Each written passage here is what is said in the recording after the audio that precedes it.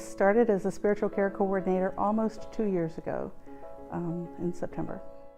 Spiritual care team is charged with the task, the pleasure, the goal of accommodating patients and families wherever they are and helping make sure that they have what they need.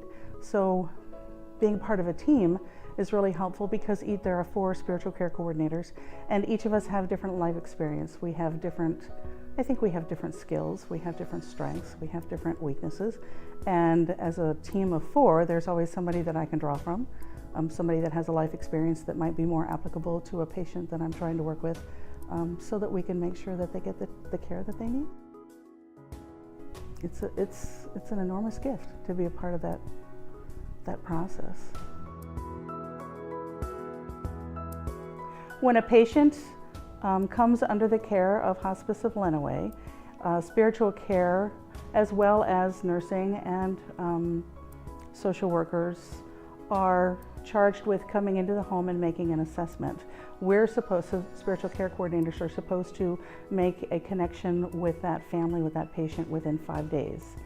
And sometimes people assume when they hear spiritual care, if they're not particularly religious, that that's not for them.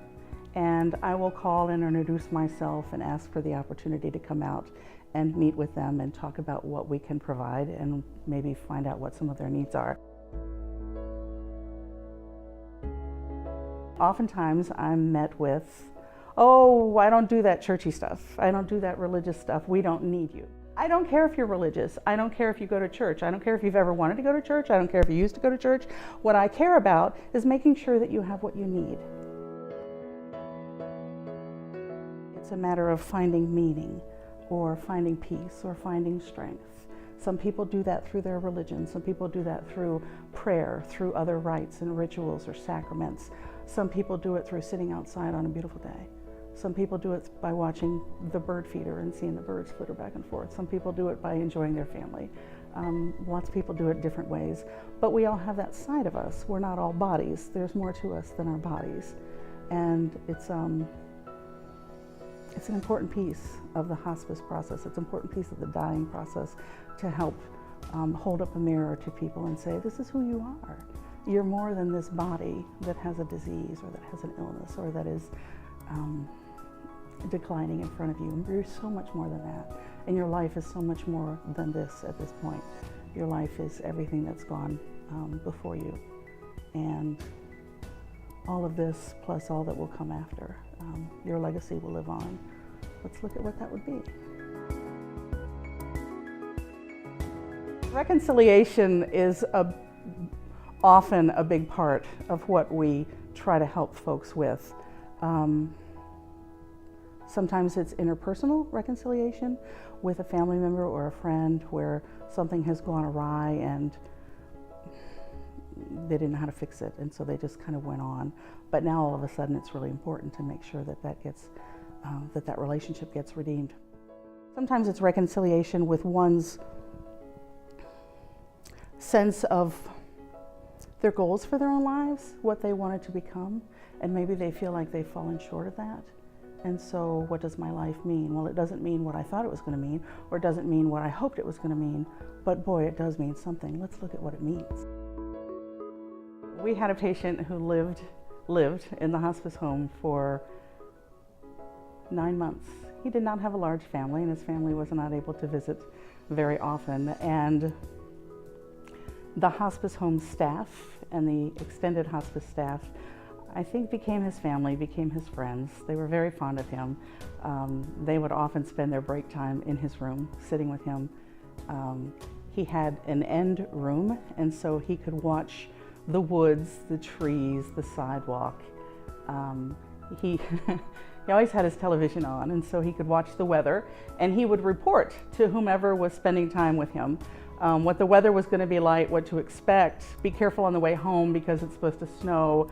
The temperature is going to drop while you're here. You need to be really careful. And by the way, when you come in tomorrow, there's going to be a few inches of snow on the ground, so you're going to need to, leave a little early and prepare. In anticipation of his death, we talked a lot. That's one of the things that spiritual care coordinators can do, is help patients, help families plan, or we can even officiate for them, memorial services or funerals. And he and I were talking about what he might like done as a memorial service for himself. And he said, well, I don't have any family that's going to come, so really what's the point? And I kind of looked around and said, yeah, but you've got all these people and they've known you for so long and they care about you and they love you. They need something and we need to celebrate you. We need to mark this. Well, you can do that if you want. So that was the foot in the door, and we would talk about it a little bit more. And one day I said, what would it be like if we had a memorial service for you here at hospice, at the hospice building? Well, I guess that would be okay. What if we had it in your room? Because this is where all these relationships grew and took place. And looking out your windows is what you saw and what you reported and what we talked about. And well, I think that would be okay. So we were able to have his memorial service in his room, where he entertained all of these folks and where he shared about his life and he shared about their lives. And we were able to remember him and share some of the scriptures that he and I shared. We were able to pray some of the prayers that he and I prayed. And while it was all going on, we were able to look out the windows at all of the things that he looked at and admired and commented on. It was an amazing experience.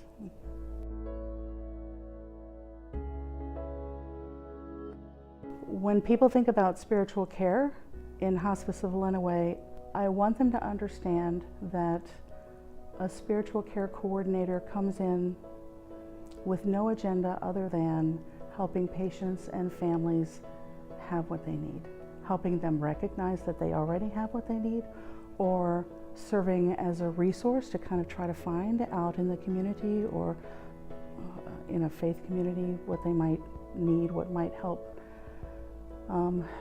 meet their need for community or for ritual or for worship or for prayer.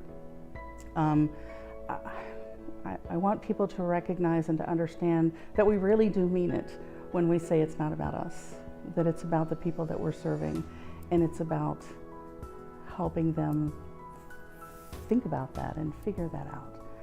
I don't walk in with a Bible. I don't walk in with a prayer on my lips, although I might pull out a Bible at some point and I might offer a prayer at some point. But I try to walk in any place with the most open mind possible, intent on finding the story of that patient and that family, and not offering my own story, but hearing their story and pulling out the depths and the riches of that person's story.